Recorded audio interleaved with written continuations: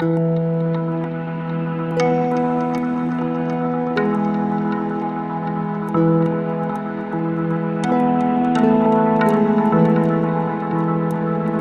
there, this is Mike and you're listening to Feeling Twisty. I'm really glad you're here.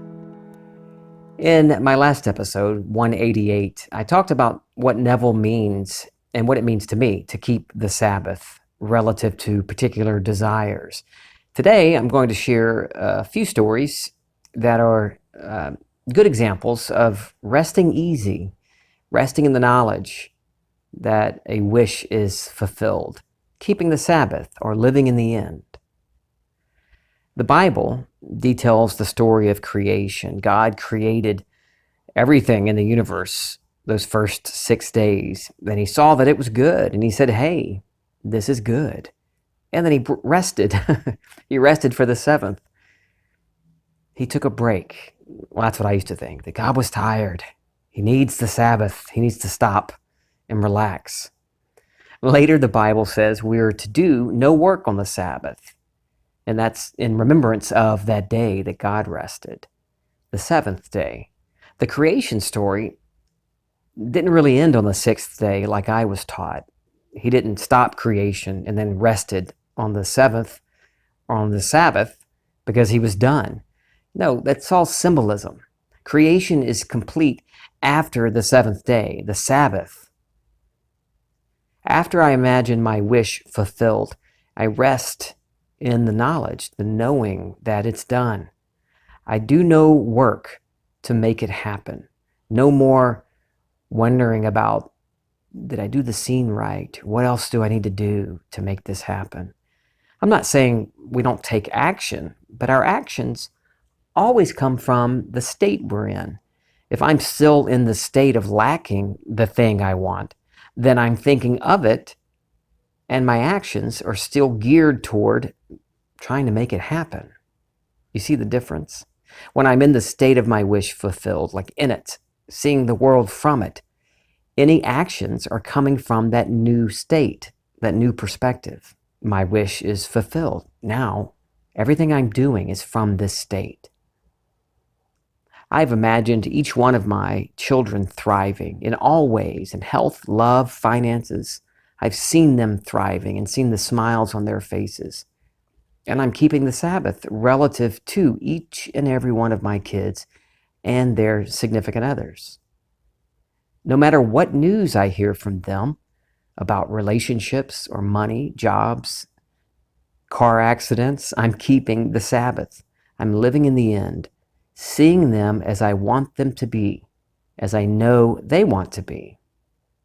Speaking of children, my 20-year-old son called me last Sunday telling me that he had gotten in a car crash. He had just bought the car maybe a month ago, brand new, beautiful car, and I could hear how frantic he was as he told me he was in an accident.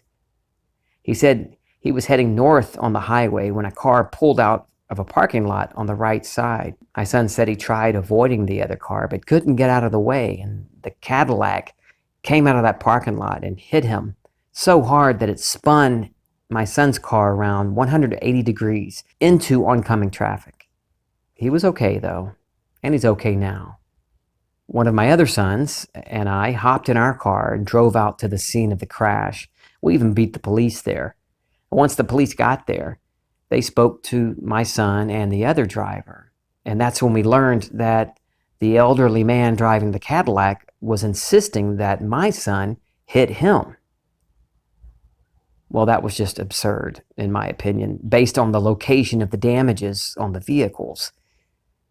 And we had video from a nearby convenience store showing the direction my son was going. But the officer said he couldn't decide who's at fault because there were no eyewitnesses. So he said you have to duke it out with the insurance companies.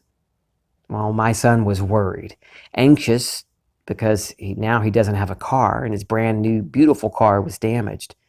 And anxious because now he's thinking maybe his insurance, which is my insurance, will have to pay for his car. And he'll have an at-fault accident. You know, if you've ever had anything dealing with your car, you start wondering, how's this going to affect my insurance rates? Do I have to pay the deductible? All those things. I assured him that everything was going to work out perfectly. Well, a few days go by, and he still hadn't heard back from the insurance company of the other driver's insurance company. And my son continued to voice his concern to me. He was frustrated.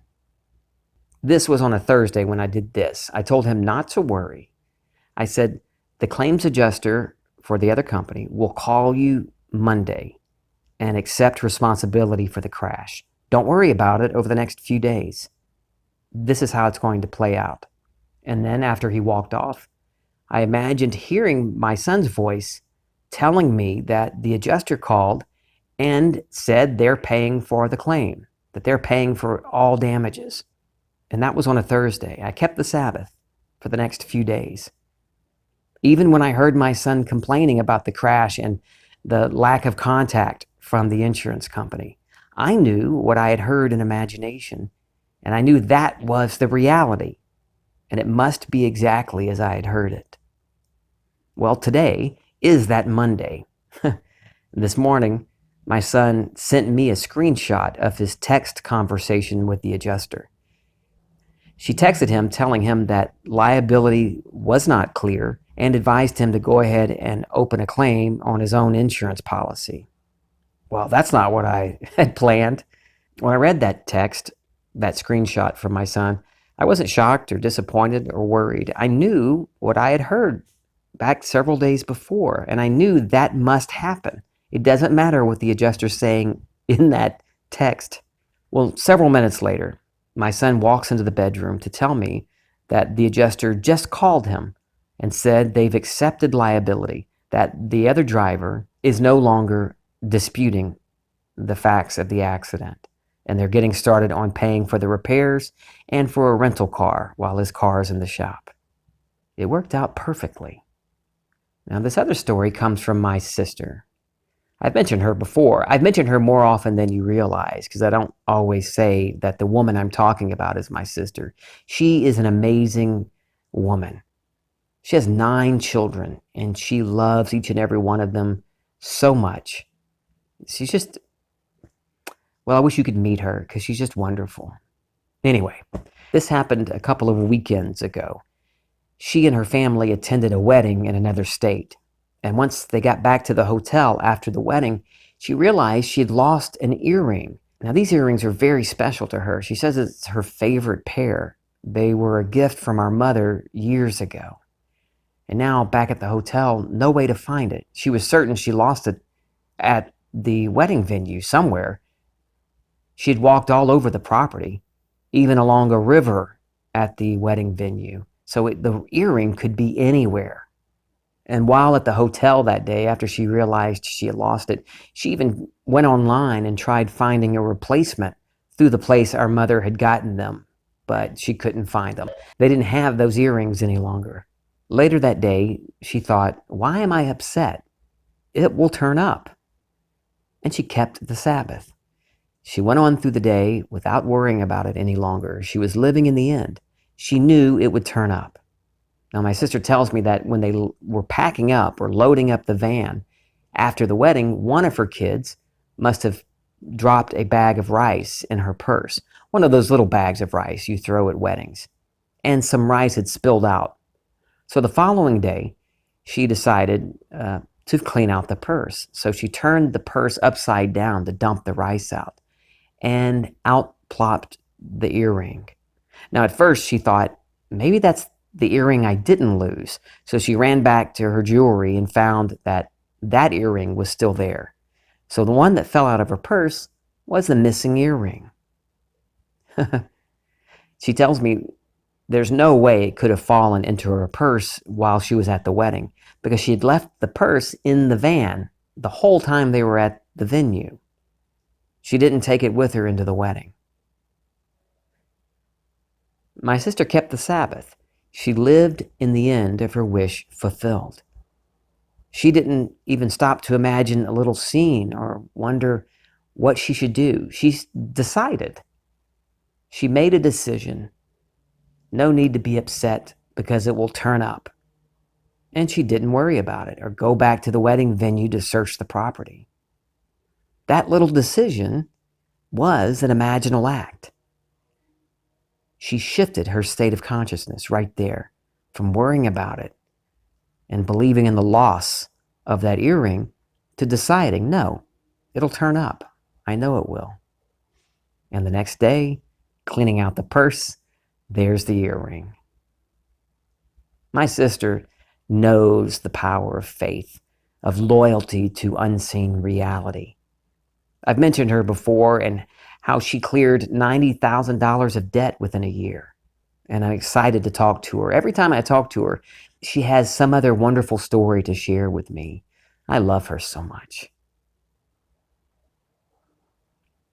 It's okay to have thoughts of, oh gosh, you know what I'm talking about, those moments of, oh, your stomach tightens up and you start to wonder, did I do it right? Why am I still seeing the facts as they were before I imagined something differently? I'm certainly not 100% on keeping the Sabbath, living in the end. But when I notice I'm not, I don't give up. I know imagining creates reality. So I am not going to spend any time imagining that I'm not succeeding. And when I notice I'm imagining I'm not succeeding, that I'm having these thoughts of doubt and worry, I imagine something differently. And just by realizing I'm doing it, I'm becoming aware of awareness, my true self. I'm aware of the thoughts. I'm imagining there's a problem. I am not the thoughts, and I am not the problem, and neither are you. You are not the problem. Your true self can have no problems. All problems are imagined. And there's no desire too large or too small. Know that every desire comes from the God within. And with that desire, each and every one of them, comes its fulfillment. We think there's something we have to figure out. We think we have to do something like follow somebody's rules, some self-help or life coach's rules. Got to do it this way. You have to talk this way. You have to say the right words and say it like they say it because they seem successful. Don't try to say it like anyone says it. You know what you want. You know. There's no one to mimic, no one to copy, no rules to follow. And there's no thing out there and no one out there to convey your desires to. So you don't have to worry about getting a little scene just right. You can, knowing what you want, decide that you have it. How does it feel to have that right now? One more story. This just happened a few minutes ago. I was leaving to run errands and I was walking back down the stairs. And as I got closer to the first floor, I could hear a very loud noise coming from the parking garage. As I opened the door into the garage, I couldn't see a thing. There was what I thought was smoke at first, but it turned out it was dust and dirt filling the garage. I couldn't see my vehicle probably 50 feet away. It sounded like a leaf blower in there, and from the looks of it, I guessed that's what they were using to clear the garage. And I hollered at anyone that might hear me, "What the hell is going on?" And I noticed movement through the dust, and I found my way to two of the workers. They said they're cleaning the garage. And I hollered back at them over the sound of the leaf blower, "You can't do that while cars are in here. My car is getting filthy." Well, I couldn't get them to stop. So I hurriedly got into my vehicle and drove off. And I was irritated. Here they are, getting dust all over my car, blowing everything all over the place. So I'm driving down the road and I called Kim to tell her about it, what had happened. And I hung up with her, and then I realized what I was doing, and I laughed at myself again. I remembered when I set all this in motion. Just over a month ago, I really had gotten fed up with how dirty the garage was. very dirty and trash all over the place. And I imagined that the garage was cleared, that it looks great. And I totally forgot about it. I kept the Sabbath perfectly on it. It didn't come up again in my thoughts until today. Here are these workers really getting after it and cleaning out the garage. They had to do that. They had to play their parts for the roles I wrote for them. I wanted the garage cleared. And here it was, perfectly fulfilled, even though my car got a little dusty, not as dusty as I thought it'd be. And even though I got upset at first, my wish was still fulfilled. Just relax. Seriously, don't worry about anything as far as doing something a certain way. You are the operant power. What do you want? Just decide what you want. How would that feel? How wonderful would that be to have that now? And let that feeling, you don't even have to ask yourself, how would I feel if I were that now? Just let the feeling of being and having that come up. It will as you're thinking about it and imagining having that thing or having that money or having that success or that partner. Let it start as a daydream. Just let it come up in your imagination and let it get clearer and clearer to you. And let that feeling of having that life, living that life, how does that feel? I love you. I'm feeling twisty.